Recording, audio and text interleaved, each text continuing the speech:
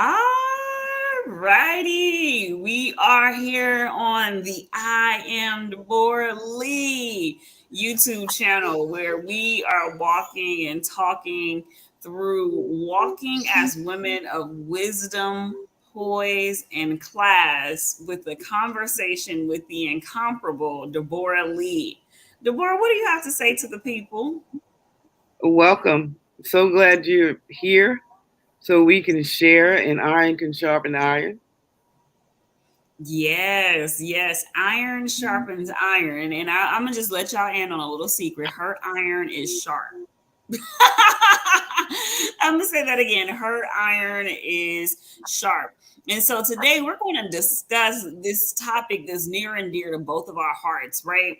And we're talking about the state of the woman. Like, where is the woman right now in society? I think the woman right now has done a lot of work and is ready to thrive. I want to say consistently.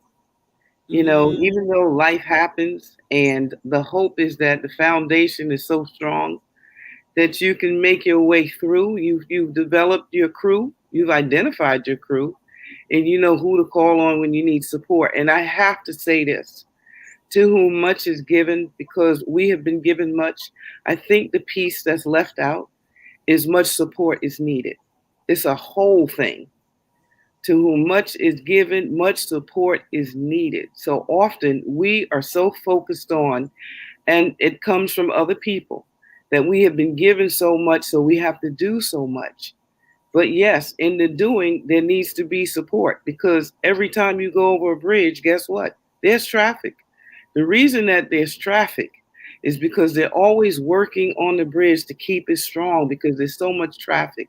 And as women, we've had so much traffic in and through our lives, and we still have major responsibilities. So, my hope is that as we continue to thrive, which I believe is what we're looking to do, then we have the support, we have the right crew, we know who to call on for the different things that we might need in this season.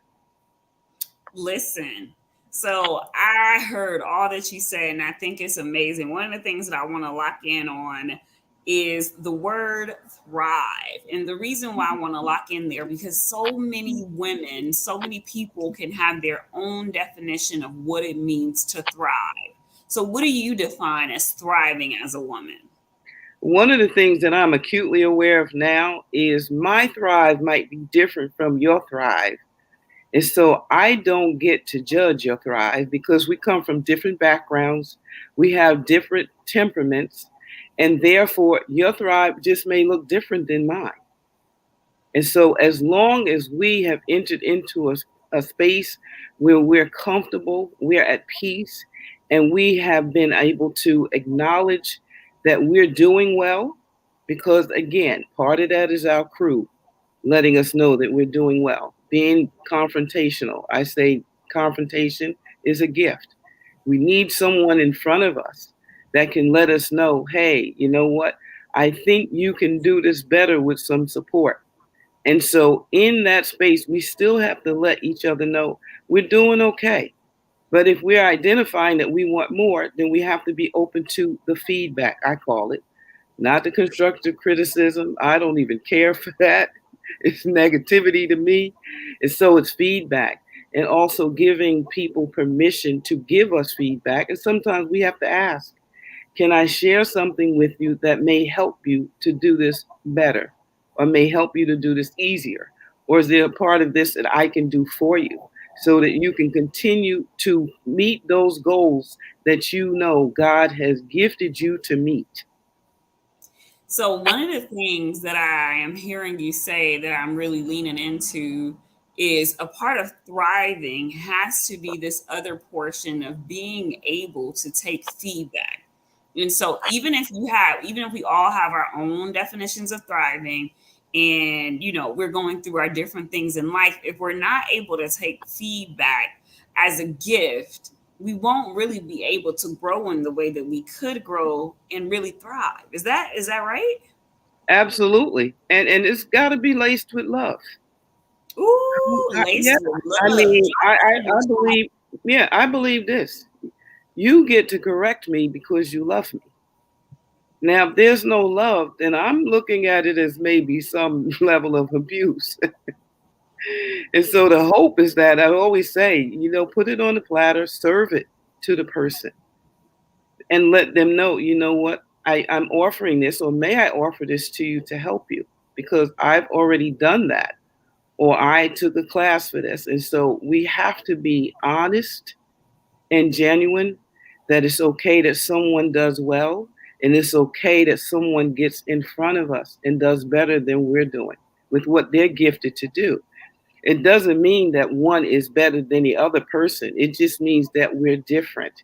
And so I value even our connection, that I want to see you go ahead. I want to live a purposeful life where I'm healthy. I want to be here long enough to see most of what you get to accomplish. So that inspires me to even continue to take good care of myself, so that, guess what? I want to see everything that you get to do. I don't want to be leaning over the balcony of heaven, even if there is such a thing. I think that we've used it, but I'm not sure that that's I'm not sure that that's actually true. I want to be here to see you continue to thrive beyond where you have already landed. So, okay, I'm putting some pieces together to this thriving puzzle, right? The state of the woman, we want to thrive. So, in order for us to thrive, one, we have to start to consider, are we getting feedback laced in love to grow? Then, the second thing we have to consider is, are we really celebrating and championing our sister? All right. Come on now. Like, Come are on. we ready to, like, drop everything and roll up our sleeves to make sure that we're there to support our sister in whatever way that she needs support? What's the third key that we can think through as we thrive as women? Well, one of the things I want to lean into quickly right here is I don't want to do your job.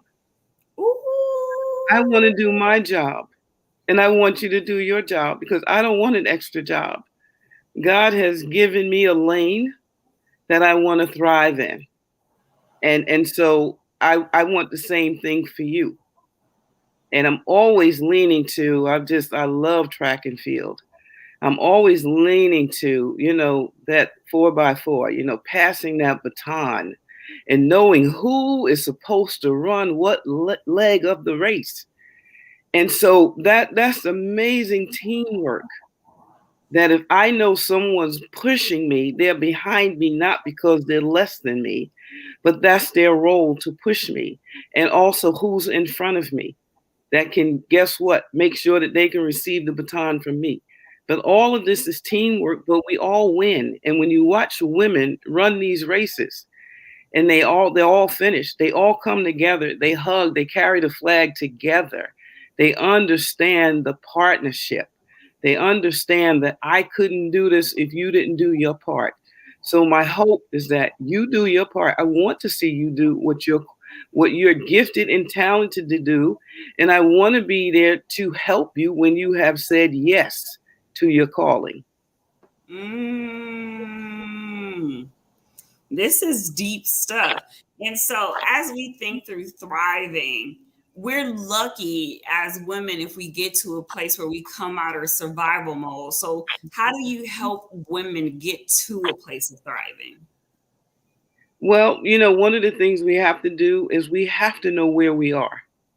And there's work that has to happen so that we get to meet up with us. And sometimes we don't like what we see when we meet up with us, but hopefully along the continuum we have gained some skills from other resources, other places, other people, to let us know this is what I can do in this particular season or moment of my life in order to shift and to be okay with what we see on our way to whatever's next.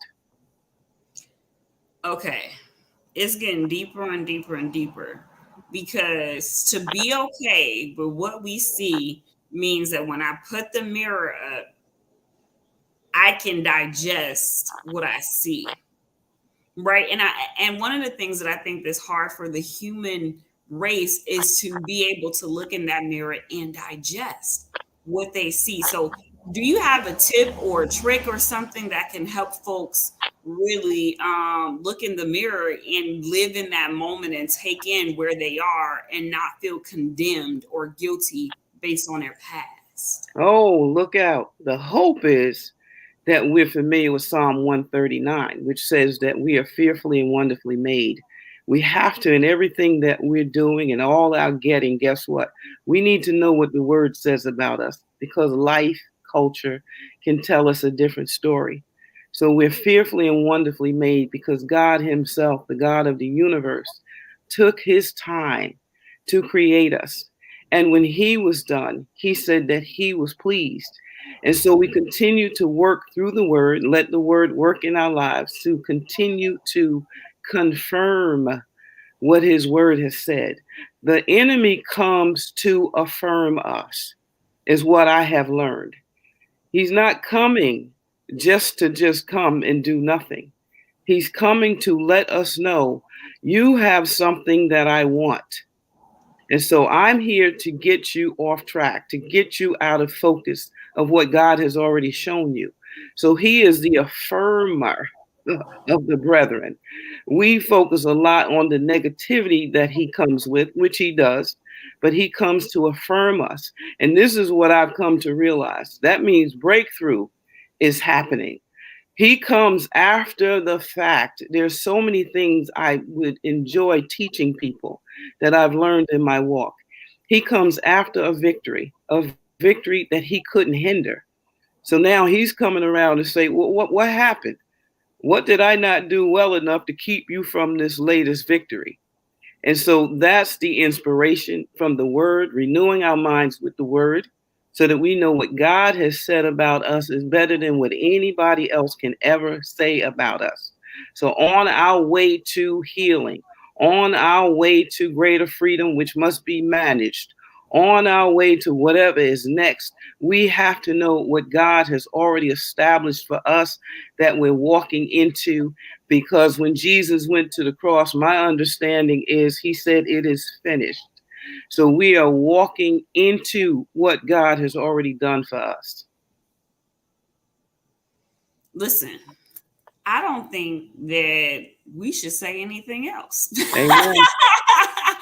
I think that this is the perfect segue to end the broadcast and have us as women go home and really think, right? What does thriving mean for us? Absolutely. Right? What are the areas where we're willing to receive feedback and love? And if we're not, why not? Right? What does And that what mean? You know, and what is what it? are we aware of? Yes, that we're doing well already. Yeah. We're doing so many things well already.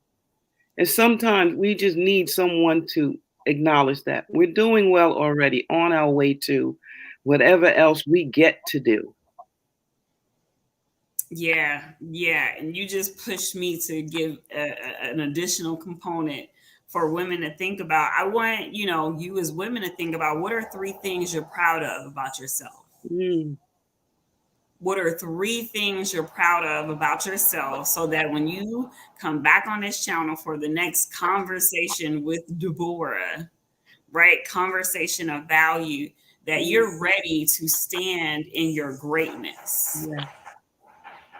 All right, y'all. It's been a great conversation. We'll see you soon. Have a good one, everyone.